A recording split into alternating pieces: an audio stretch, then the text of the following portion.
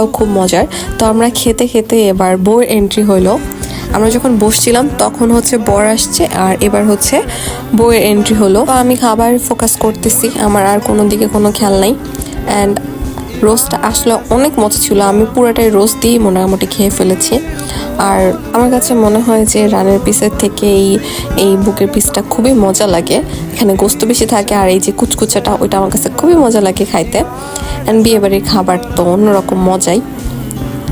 আর আমি খাইতে খেতে হাঁপাইও গেছি, অনেকক্ষণ ধরে খাচ্ছিলাম, যার কারণে আমি হাঁপাই গেছি। অ্যান্ড আমি বউয়ের এন্ট্রিটাও মিস করে ফেললাম, এমন একটা বাজে টাইমে বসে পড়ছি খাইতে। তো কি আর করবো, যেহেতু একটু অসুস্থ, যার কারণে খেতে বেশ কষ্ট হচ্ছিল। কারণ আসলে শরীর ভালো না থাকলে না কোনো কিছু এনজয় করা যায় না। তো আমি ভাবছিলাম অনেক খাবো, বাট একদমই সেটা পসিবল হয় নাই। আর ঈদের পর তো আসলে পোলাওয়ের উপরেই থাকা হয়, কারণ বাসায় অনেক বেশি রান্না